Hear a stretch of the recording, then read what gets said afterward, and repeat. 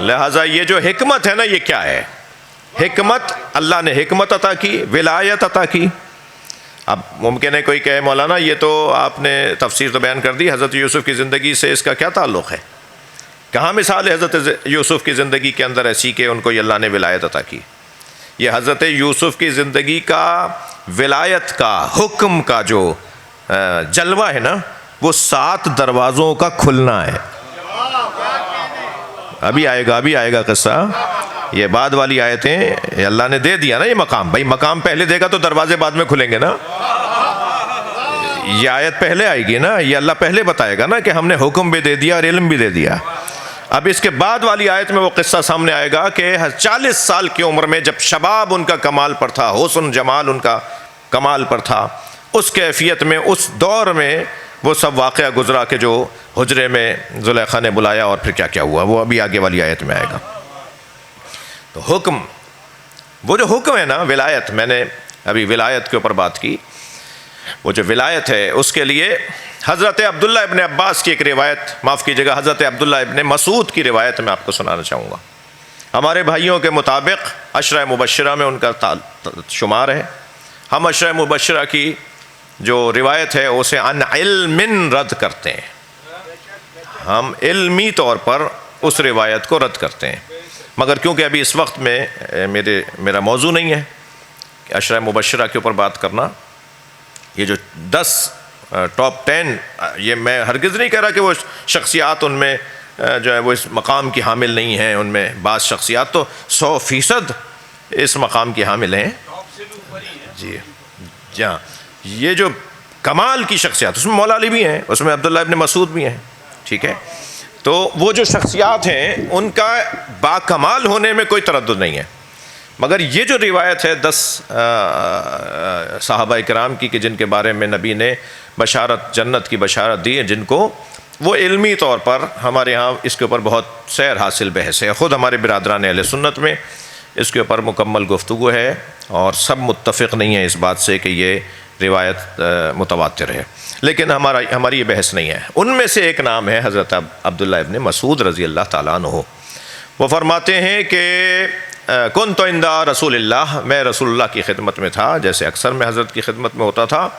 فسئل عن علی، تو حضرت سے علی کے بارے میں سوال کیا گیا، نہیں فرما رہے کہ فسألت عن علی، یہ نہیں فرما رہے کہ میں نے سوال کیا، میں وہاں تھا، راوی یہ ہیں، بیان یہ کر رہے ہیں کہ میں وہاں تھا۔ فسئل عن علی، علی کے بارے میں سرکار سے سوال ہوا، فقال، تو حضرت نے علی کے بارے میں جو کچھ فرمایا اس میں یہ فرمایا کہ قسمت الحکمت عشرۃ اجزاء، اللہ نے حکمت کو 10 ٹکڑوں میں اور حصوں میں تقسیم کیا ہے۔ حکمت کے 10 حصے ہیں، حکمت کے، ولایت کے، صلوات پڑھیں ذرا محمد و آل محمد۔ حکمت کے، ولایت کے 10 حصے ہیں۔ قسمت الحکمت عشرۃ اجزاء، 10 اجزاء میں، جزوں میں اللہ نے حکمت کو تقسیم کیا ہے۔ فأوتي علی 9 اجزاء والناس جزءا واحدا، ان 10 حصوں میں 9 علی کو دیے ہیں اور 1 حصے پوری انسانیت کو دیے۔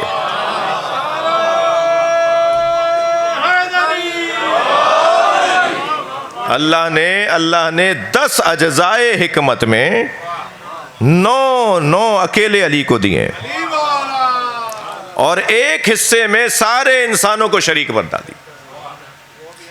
اب جتنا 1 اور 9 میں فرق ہے اور 1 اور انگنت لوگوں میں فرق ہے، اتنا ہی مقام اور منزلت مولا کائنات میں اور اولیاء الہی کے مقام میں فرق ہے۔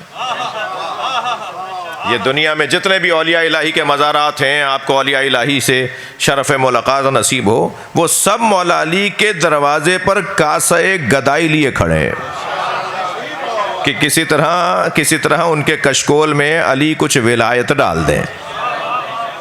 جی، یہ حکمت۔ دیکھیے حضرت یوسف کو حکمت اور علم جو عطا کیا اللہ نے، یہ یوں ہی عطا نہیں کیا ہے، بلکہ اس کی علت بھی پروردگار عالم وَكَذَلِكَ نَجْزِي الْمُحْسِنِينَ، اور ایسے ہی ہم محسنین، نیکوکاروں، نیکی انجام دینے والوں کو جزا دیتے ہیں۔ اللہ کو تو ضرورت نہیں تھی کہ وہ علت بیان کرتا، ہمیں سمجھاتا، ہمیں قائل کرتا، ہمیں مطمئن کرتا. یہ اللہ ہمیں مطمئن کر رہا ہے، یہ اس کا کرم ہے. یہ ہمیں وہ مطمئن کر رہا ہے کہ ہم نے یوسف کو حکم اور علم جو عطا کیا ہے تو مطمئن ہو جاؤ، یہ اس کی کارکردگی پہ عطا کیا ہے. جی یہ وہ ہمیں مطمئن کر رہا ہے. وہ بس مالک ہے بھائی، دے دیا جس کو جو چاہا دے دیا اس نے. وہ محتاج معاذ اللہ، وہ ضرورت مند تو نہیں ہے، اس کو ضرورت ہی نہیں تھی کہ وہ ہمیں مطمئن کرتا. مگر اس جملے سے ہمیں ایک پیغام ہے